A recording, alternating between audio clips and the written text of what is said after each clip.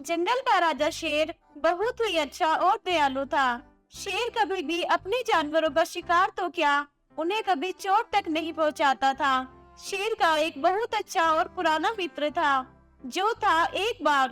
बाघ को शेर हमेशा अपने साथ रखता था। एक बार शेर बाघ से ऐसा बोला। अरे बाघ दोस्त, जाओ सभी जानवरों को बुला कर लाओ, मुझे उनसे कुछ बात करनी है। ठीक है महाराज, मैं अभी बुला कर लाता हूँ। तब बाघ एक एक करके सभी जानवरों को बुलाकर लाता है। सुनो दोस्तों, मैंने सोचा है कि जैसे मैं अपनी प्रजा का ख्याल रखता हूँ, वैसे ही दूसरे जंगल के राजा भी अपनी प्रजा का ख्याल रखते हैं या नहीं।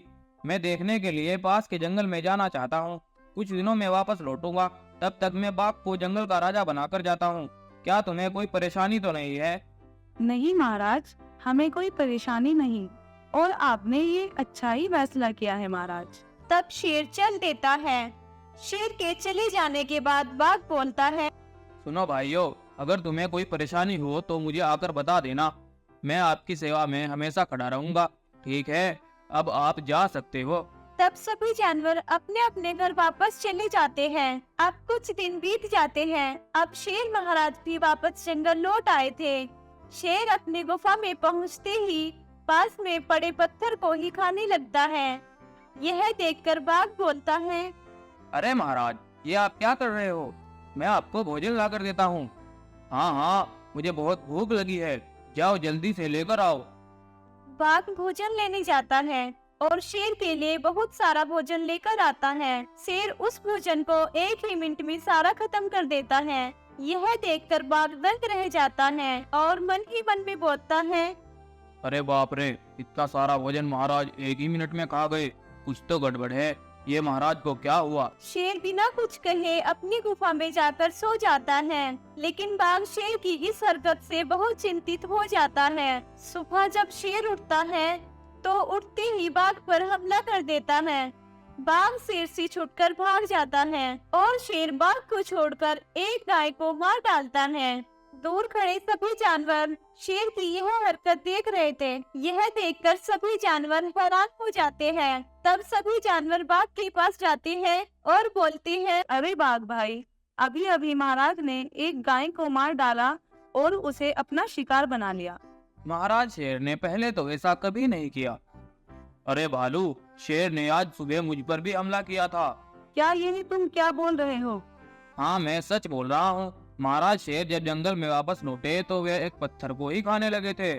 बाद में मैं उनके लिए बहुत सारा मांस लेकर आया तो महाराज शेर ने उसे एक मिनट में ही खा लिया। पता नहीं शेर महाराज को क्या हुआ। यह सुनकर सभी जानवर डर जाते हैं। भाइयों, कुछ तो गड़बड़ है। आज तक महाराजा शेर ने ऐसा कभी नहीं किया। जब से महाराज दूसरे जंगल से वापस आए हैं, तभी से ऐसा व्यवहार कर रहे हैं। जरूर वहाँ कुछ गड़बड़ है। हाँ भालू, तुम सही कहते हो, मुझे उस जंगल में जाकर देखना होगा, शायद वहीं से ही कुछ पता चले।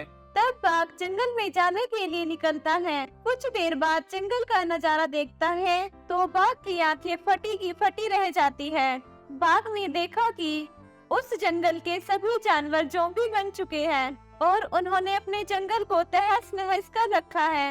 ऐसा देखकर बाघ समझ जाता है कि शेर को भी किसी ज़ॉम्बी ने काटा होगा। तब बाघ वहाँ से अपने जंगल जाता है, लेकिन रास्ते में बाघ को शेर दिखाई देता है। शेर भी अब एक ज़ॉम्बी बन चुका था।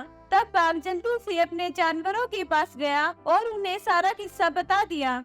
और दोस्तों, ये एक ऐसी बीमारी है, अगर शेर किसी जानवर को काट कर छोड़ देगा तो उसे पूरी तरह से नहीं खाएगा तो वे जानवर एक ज़ॉम्बी बन जाएगा। तो बाघ भाई, अब क्या होगा? क्या हम भी एक ज़ॉम्बी बन जाएंगे?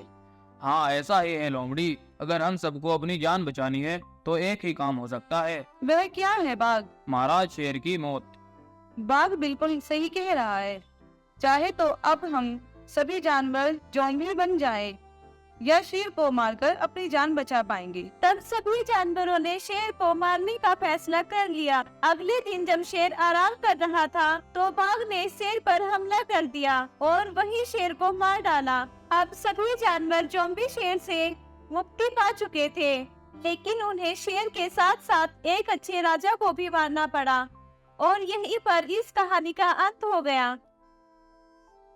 दोस्तों, अगर हमारी स्टोरी पसंद आई हो तो चैनल को सब्सक्राइब जरूर करना। Thank you.